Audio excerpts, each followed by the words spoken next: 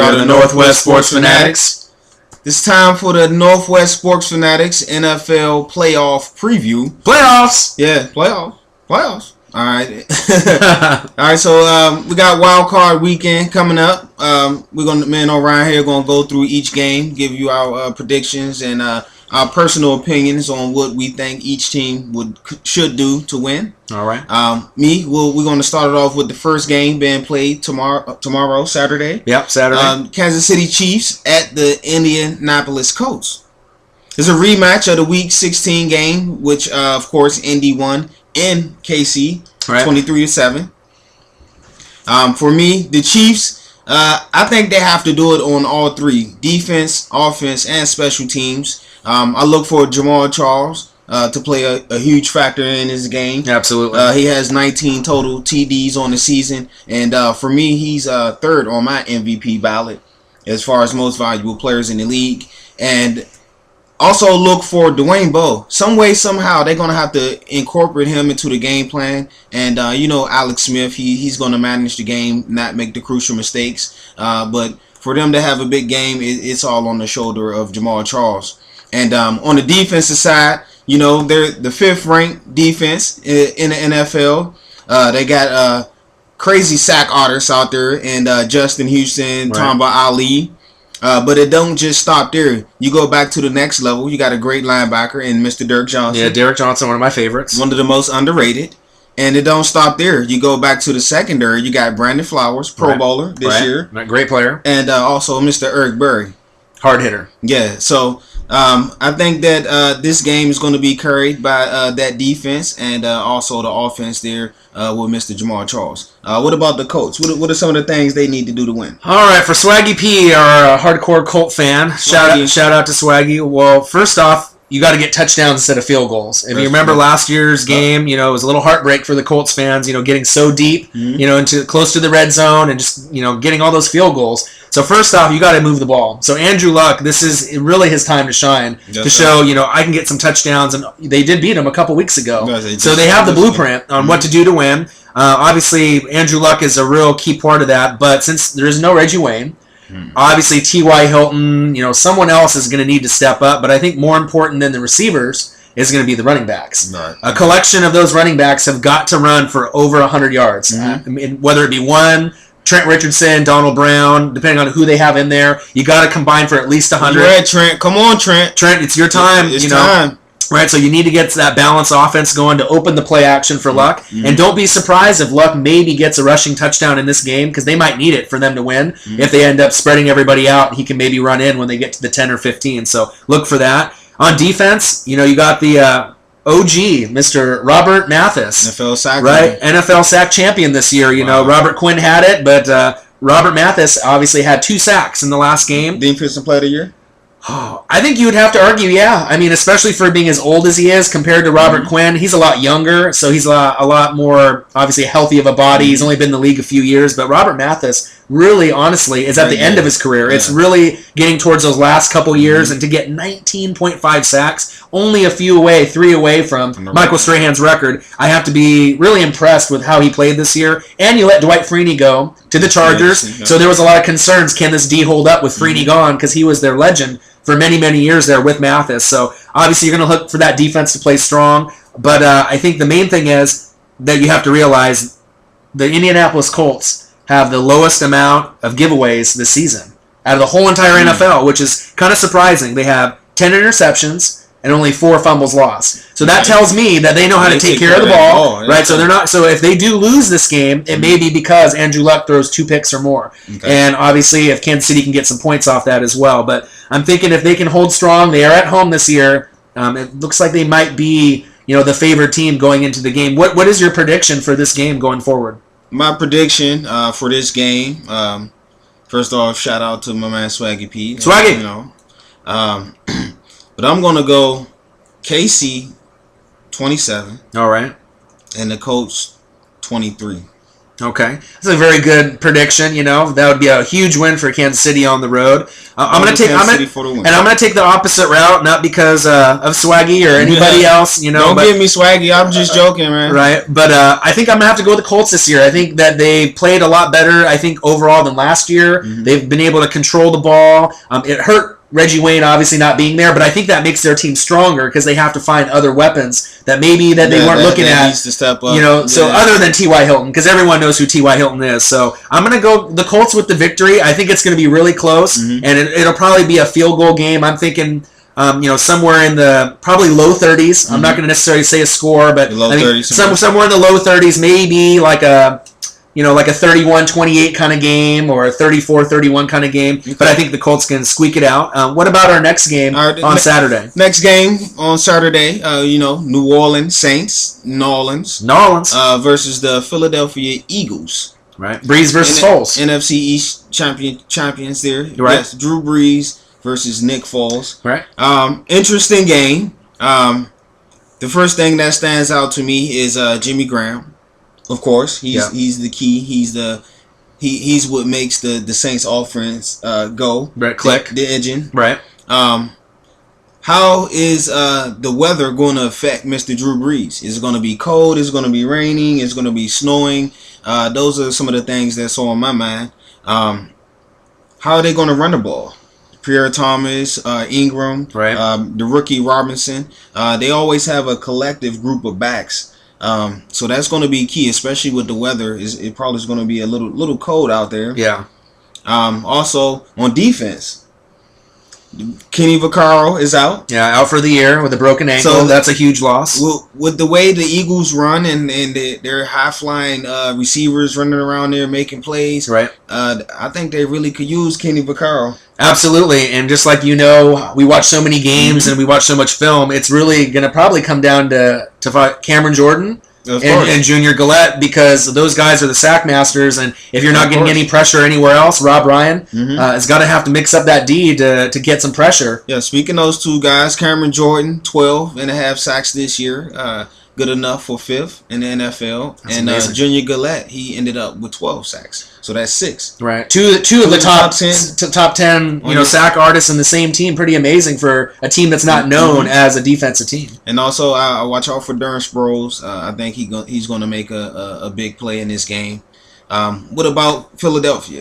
Philadelphia Eagles. They're one of those teams right now that, honestly, they are one of the hottest teams in the NFL. So I think, obviously, if I was a team going in playing them, I would not be too thrilled, playing against Philly, especially on the road. Because Saints haven't really been playing that well on the road. So the blueprint is there. You obviously have Chip Kelly calling that spread offense. They're going to run the ball first. That's their priority. So LaShawn McCoy is going to get his yards. The chances of, I think, the Saints of stopping him under 100 are very slim. Right. He's going to get over 100. How many touchdowns, I'm not sure. But I think the main thing for the Eagles, if they want to win this game, it's going to come down to their defense. And it's going to come to guys like Brandon Boykin. He's obviously a second-year player, 4th rounder from Georgia. Yeah. I don't think anyone thought that this guy would be up where he is, and he actually got 2nd in the league in picks this year. 6. Well, he come from Georgia, so Georgia has a nice little pipeline going from the NFL right now as far as defensive players. So. Yeah, especially with the coaching they have with Rick there. They really are well-rounded athletes. Jarvis Jones and some of these other guys that we've had over the years. But I think Brandon Boykin, he's been making these clutch interceptions towards the end of the game, kind of ending the game for a lot of these teams. So I think he's going to be a real key. You're going to probably see a lot of little schemes and blitzes. And like I said, I think the defense is really going to have to really bring it. And one key stat, the Eagles for the season have 19 giveaways. Okay, but so do the Saints. But if you look at the numbers, they're a little different. So, and this is obviously with Vic in, obviously. So the numbers aren't only Foles, more skewed, right? Vic in, right. So you got 9 interceptions, 10 fumbles lost, and you got to think some of those are from the Vic, games in the beginning, right? So obviously it shows me that if they're going to lose the game, the Eagles, it's going to be based on fumbles. Fumbles are going to LaShawn McCoy, whoever gets the ball, with their running back crew, if they fumble it, they're going to lose, right? Okay. But on the Saints side, obviously they have 12 interceptions and 7 fumbles lost. Okay. So to me, that says that the running backs take care of the ball. You're not going to see those mistakes from Sproles, but it will come down to Breeze on the road, maybe forcing it, and if he throws for a few picks, that might be the difference between them winning and losing the game. So I think those are my real keys for the game for the Eagles, and obviously Nick Foles. You're going to have to play a monster game just like you have in the regular season, and I would expect at least 250, 300 yards passing if you want to come out with a W in this game. Who is your prediction for Wild Card Saturday? Wild Card Saturday, New Orleans against Philly. I'm not too sold on Drew Brees in the outdoors, cold weather. So I'm going with the Philadelphia Eagles to pull off a victory and to move on to face Mr. Cam Newton in the next round. That's kind of what I'm thinking too. Like I said, I do like the Eagles at home, and if Drew Brees and the Saints played better on the road in the last month and a half, I would maybe suspect maybe they can do it, but they have really played poor. They've had lost to the Rams on the road. Yeah, really poor performances on the road, and like I said, especially if it's a little cold in Philly, I think the Eagles are going to be able to win this game in advance, and I don't think it's going to be a blowout by any means because you do have one of the best QBs of all time, Drew Brees. He'll keep him in it, but I think when it comes down to it, don't be surprised if Philly wins by 10 or more as we obviously move forward on to Wild Card Sunday. So as we move forward to Wild Card Sunday, what do you think about the Bengals and the Chargers? The Bengals and the Chargers. You know, the Chargers snuck in there, got the wild card last game of the year. Cincinnati, they won their division. Right. The Bengals, with me, it all starts with defense. Yeah. Vontaze Burfict, Carlos Dunlap, Charles Johnson, Geno Atkins, right? Adam Pac-Man Jones, Dre Kirkpatrick. The list just goes on and on. Ray Maluga, right? James Harrison, right? List goes on and on, doesn't it? They have a solid defense out there in Cincinnati. Shout out to Marvin Lewis for building that team. And don't sleep on the offense. They got some nice young upcoming talent. Andy Dalton is kind of coming into his own. Right. But you lost the last two playoffs at Houston, so a good thing you're not playing Houston. So. Right. But you playing the Chargers at home, so this should be a little easier win for you to finally get that off the hump. And of course, you know who you throwing it to, Mr. AJ Green. Yeah, top 4 wide receivers in the NFL, hands down. AJ Green, Marvin Jones had a great year for them as well. Right. And also you got Jermaine Gresham and Tyler Eifert. Right. So you have a potent offense, and I'm forgetting somebody. Yeah, Mr. Bernard. Yes, sir. So you got a potent offense, and I think this is the year that Mr. Andy Dalton finally get the monkey off the back and win his first playoff game. What about you on the San Diego Chargers? I think the Chargers are kind of the Cinderella story of the NFL teams, because obviously with the field goal, they lined up wrong. They didn't get the penalty. So a lot of people think the Steelers are the team that deserves to be in this spot. But, you can't go back, and erase the hands of time. What's happened. You got to move forward. But you got to think 2 players on the Chargers really played well. I mean, we're talking comeback player of the NFL kind of stats. Number 1, first Phillip Rivers. Okay. Number 5 in the NFL. Comeback quarterback player of the year in my eyes. Yes. 4,478 yards.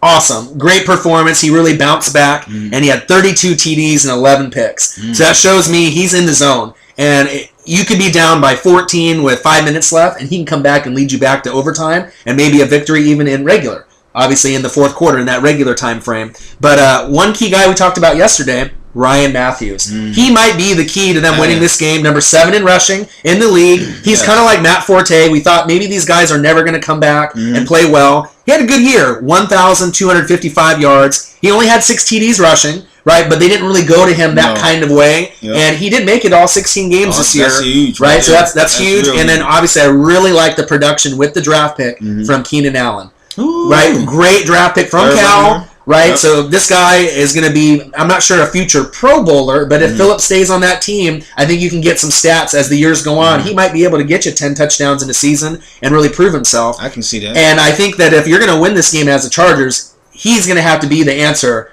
for them to win. He's going to have to come up big. 2, maybe 3 touchdowns. He's going to have to really step up. And then as far as the defense goes, they got a lot of no-name guys on D. But one guy that might be able to shine and show something is Mr. Manti Te'o.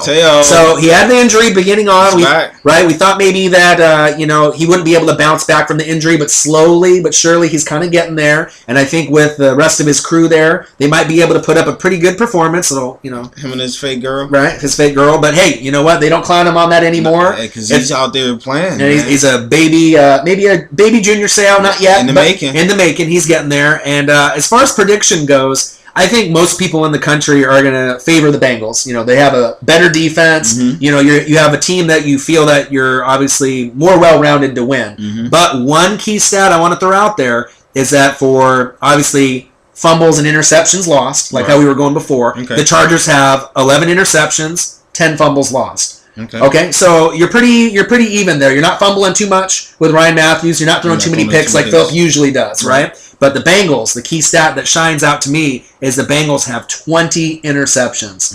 20, okay? And only 10 fumbles lost. So that tells me if the Chargers can make some plays on special teams and on defense, and they get at least 2 picks, maybe 3, that they could upset the Bengals. And like I said, Andy Dalton has been known to force the ball sometimes too much to A.J. Green. So if the Chargers can have a good scheme, don't be surprised if they might be able to come out with an upset win, because Phillip Rivers has been playing great. As far as predictions go, who is your prediction for the winner? This is a tough one. I kind of like to go for the underdog, but I'm gonna go with the Cincinnati Bengals and Andy Dalton the Ginger to finally get his first playoff victory. What about you? Man, and I usually like rooting for the underdog too. I mean, if you look at the BCS and all these games we've been watching, every underdog is won. But if I had to really, go with my gut feeling, I'm going to have to go with the Bengals as well. I like their defense more. I do understand Andy Dalton does make mistakes, but I think the defense and special teams on Cincinnati's side is so well-rounded and balanced that they're going to make enough plays to counteract if the mistakes happen, as long as they don't give up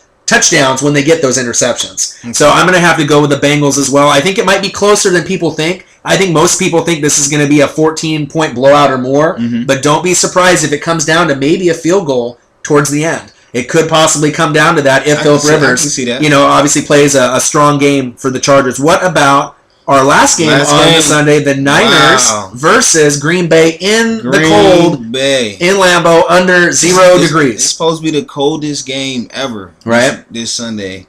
Wow, even colder than the Ice Bowl.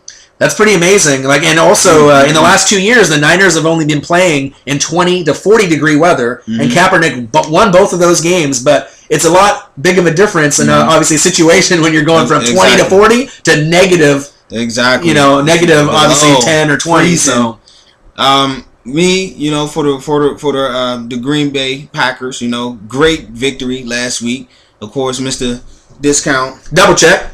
He's back in the building, and he put his cape on and pulled off some heroics out there in Chicago for them to get the win.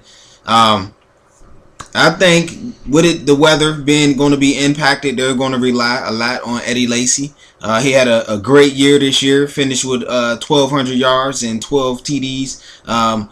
My opinion, this is my rookie of the year. Yeah, I would agree too. I think he's played the best overall out of all the rookies, so far. I just can't wait to see him with a healthy Aaron Rodgers and all those receivers and weapons that they have. Wow, that's going to be a sight in years to come. They had a tough time against the 49ers in week 1. Right. And also you go back to the blowout loss that kind of made Kaepernick in the playoffs last year. Right, kind of made his name. So I think the Green Bay is going to play with a little heart. Their defense is a little underrated as far as their corner goes with Williams and Hayward and all of the defensive players out there. No Clay Matthews. Huge loss. Real huge. The leader. You still got B.J. Raji and A.J. Hawk. Yeah. So it's going to be a toss-up game. What about you for the 49ers? Really quickly, since we're running out of time, I'm going to go Niners. Obviously, I want to talk about them, Vernon Davis. I imagine that he would have a touchdown in this game. They're going to look to him in the red zone. Kaepernick, I imagine it's going to be a little rough at first. Probably a lot of incomplete passes because of the cold, but I think he will get it together. Don't be surprised if you see the read option, and if they throw that out, that little bubble and that little, that to get them in the mix just a little bit. So obviously Frank Gore is going to have to rush for over 100. He's going to have to match Eddie Lacy, pound for pound, yard for yard for them to win. But one key stat, obviously on the defensive side with leaders like Patrick Willis, Navarro Bowman, and Alden Smith, 16.9 points per game, right? It's third in the NFL. And I don't expect Green Bay to put up a lot of points on them. I think their D will hold strong. And in my prediction, since we are running out of time, I think the Niners, even though with the cold, they will find a way to win and obviously move on to the next round to face the Seattle Seahawks. This is a tough one, man. It's Aaron Rodgers. It's Lambeau Field, the underdogs. But I'm gonna go with the Niners, man. Too strong of a team, defense, special teams, and offense. All right. Niners for the win. All right, well, you heard it here. Stay tuned. Next video, next time, next week. Northwest Sports Fanatics.